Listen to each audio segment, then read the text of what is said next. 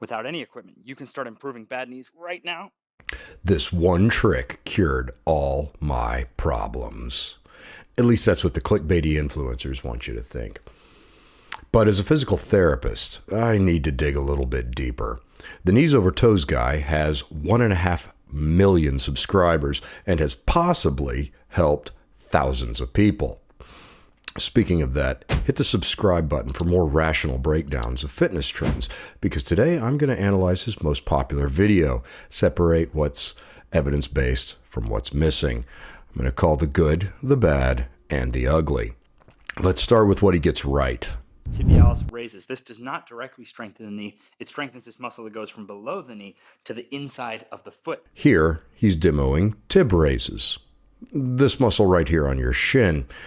This is often completely neglected in fitness, but strong anterior tibs support eccentric plantar flexion during the loading response phase of gait. And what the hell does that mean, Mr. PT?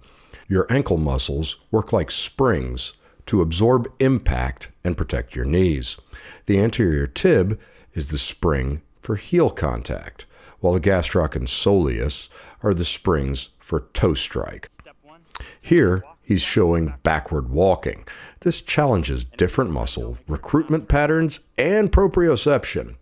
And here, he's showing a split squat progression. Body weight first, then weighted. Progressive overload for knee rehab is the gold standard, according to everyone who's ever researched anything. Research supports strength throughout the lower extremity to support the knees. As a compound exercise for knee and hip extension, it either dynamically or isometrically hits almost the whole leg. So to be clear, many of his individual exercises are solid and evidence-based. The modern approach to rehab is 100% graded exposure and progressive overload. Complete rest has been dead for years, and the old school PT approach of an ice pack and a massage are dying just as fast.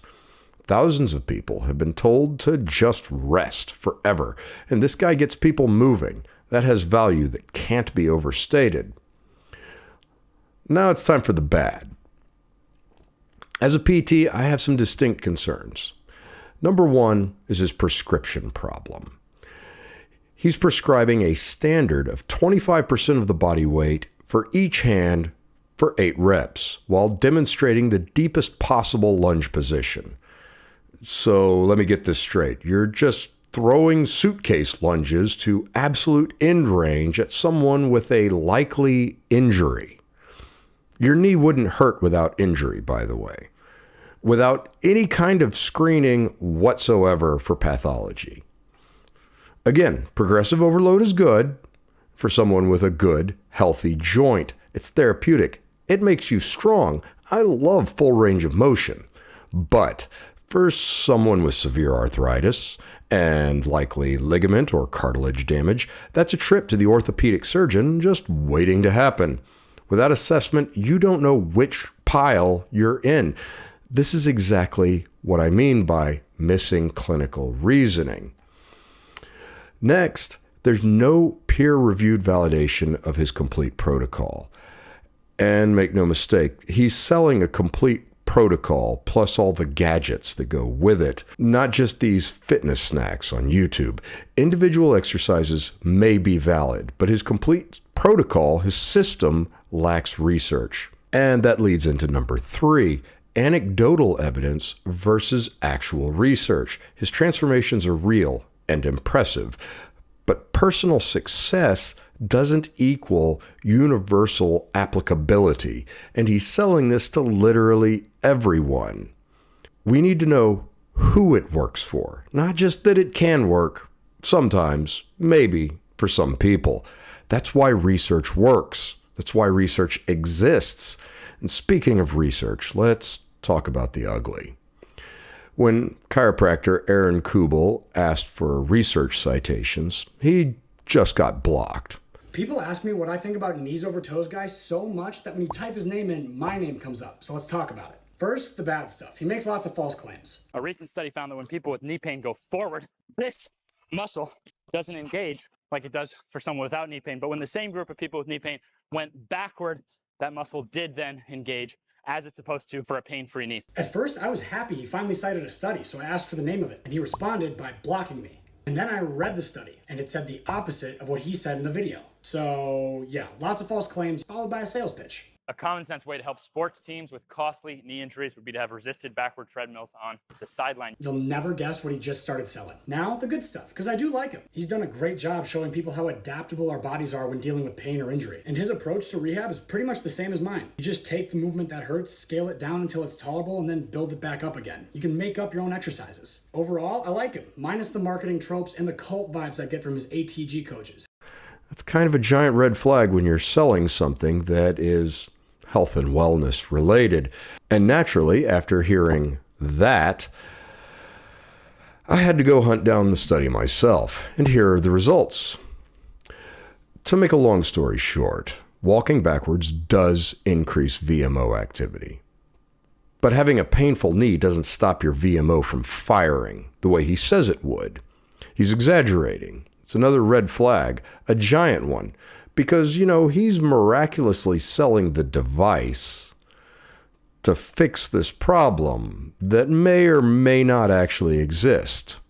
And for those who are curious, a study of studies in BMC musculoskeletal disorders had this to say. Yeah, you probably didn't read all that. Translation, quick and dirty. We don't have enough good evidence to confirm or deny the VMO knee pain hypothesis. So here's my verdict as a PT.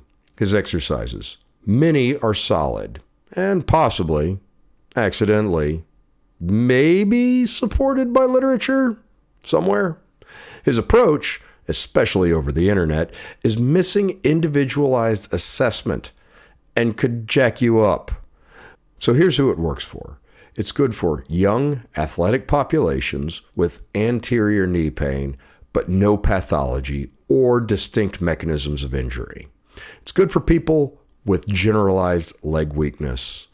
And finally, it's good for people who've just been told to rest by an ortho or some other medical professional, but someone who has properly assessed them.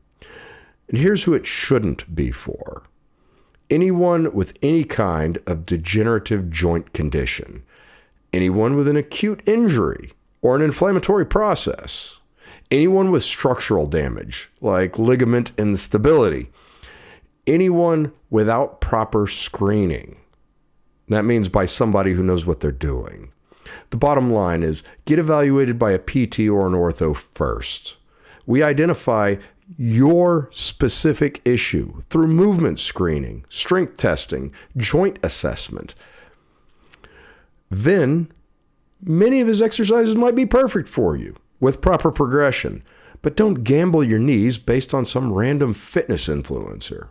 If you found this breakdown useful, I analyze viral fitness trends every week. I just did the same thing for handstands, and there's some weird hype there too. The link is here and down in the description. Drop a comment with the next viral trend you want me to analyze and subscribe for more evidence-based PT content. I respond to every comment. And thanks for watching.